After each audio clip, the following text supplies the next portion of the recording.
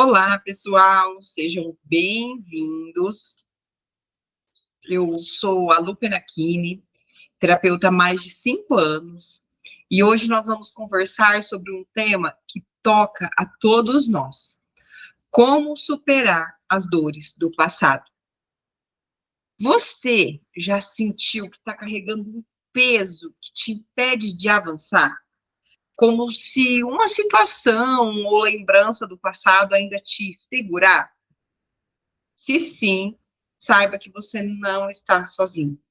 Essa live aqui é para você, porque hoje nós vamos explorar duas técnicas práticas e comprovadas que podem te ajudar a superar essas dores e viver uma vida mais leve e saudável. Então, vamos aí juntamente comigo conversar um pouquinho a respeito desse tema, desse assunto, que eu acredito que é muita contribuição.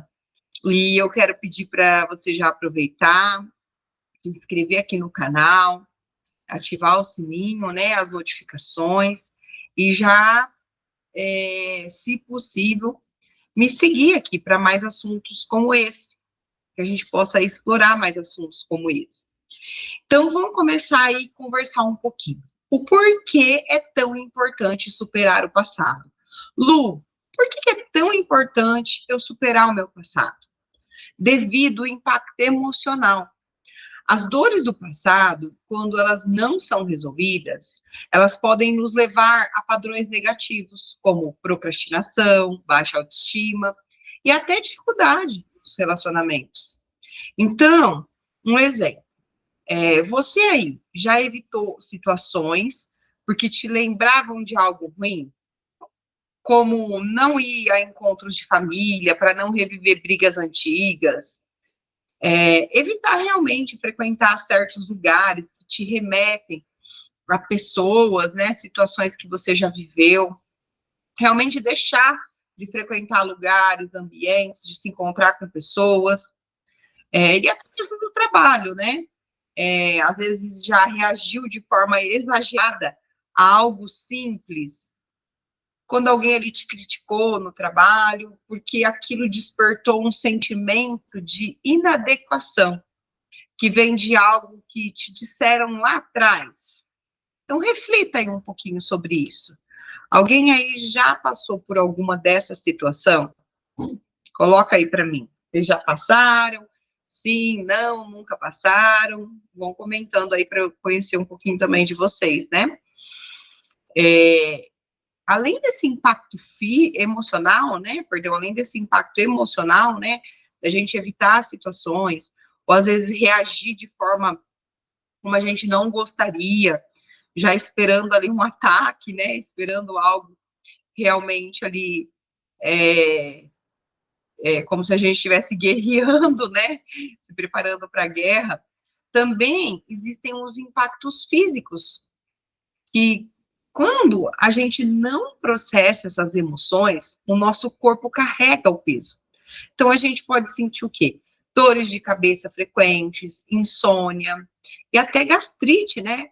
Pode ser reflexo de dores emocionais ali não resolvidas. Um peso, né? Recentemente eu tive aqui uma dor, travei a coluna cervical. E depois de muita reflexão, o que eu percebi? Eu precisava soltar o peso, me comunicar, deixar de lado certas situações que eu estava insistindo em participar, em carregar, que estavam ali causando, né, esse desconforto físico. Então, olha quão importante, né, é a gente lidar com essas memórias, porque realmente o passado, ele molda quem somos, mas ele também não precisa definir o nosso presente. Então, superar, pessoal, é um ato de liberdade e de autocuidado. E para que a gente possa superar esse passado, existem algumas técnicas que nos ajudam a identificar e reconhecer as emoções. Muitas vezes, ou na maioria das vezes, a gente ignora nossas emoções, porque a gente não quer reviver a dor. Mas para a gente superar, o primeiro passo é reconhecer o que a gente sente. Então, em todos os lugares onde a gente foge da dor, né, a gente está ali querendo fugir da dor, não sentir a dor, com certeza a gente está interiorizando, trancando ela. E lá na frente, o que vai acontecer? Ela vai ser exposta de alguma forma. Um exemplo que eu gosto muito de dar é o seguinte: digamos que você evita novos relacionamentos porque foi traído lá no passado. Então, o medo de se machucar novamente está te impedindo do quê? De viver algo novo. Ou talvez você tenha dificuldade em confiar em si mesmo, porque lá na infância sempre ouviram dizer que você não era bom o suficiente, ou que você fazia as coisas errado. Enfim, é tantas coisas que a gente está carregando, né? E tem uma técnica que a gente chama de diário emocional que ajuda muito isso. E é muito simples. É só você pegar um caderno e escrever sobre os seus sentimentos por 5 minutinhos diariamente. Perguntar a si mesmo: o que eu senti hoje? Por que eu me senti assim? Isso vai te ajudar a nomear as emoções e começar a entender a origem delas. Uma outra técnica, né, que também é comprovada aí cientificamente, que é muito boa, é a reestruturação dos pensamentos. Muitas dores que a gente está trazendo está associada a crenças limitantes, ou seja, coisas que a gente acreditou em algum momento da vida e está usando, né, essa crença para limitar o nosso viver. Então, algumas crenças como eu não sou suficiente ou eu sempre vou falhar, para que a gente possa, né, superar, a gente precisa mudar essas narrativas. E aí você pode me perguntar, tá bom, Lu, eu percebo que eu estou tendo essa crença, percebo que eu estou tendo esse pensamento, mas como que eu faço para mudar isso, né? Então, tem um exemplo que eu gosto de dar muito. Imagina que você tem medo de tentar algo novo, porque você acredita que vai fracassar. Então, vem aquele medo, né? E começa a vir aqueles pensamentos: ai, mas se algo der errado? Aí, se eu não conseguir fazer lá igual eu me propus, né? Então, essa crença, ela pode vir do quê? De experiências lá do passado, como reprovar em algo importante, que é muito importante. E você se sente, se você também é aquela pessoa que às vezes se sente desconfiada quando recebe elogios, sabe? Como se fossem falsos, porque em algum momento você foi criticado de forma injusta.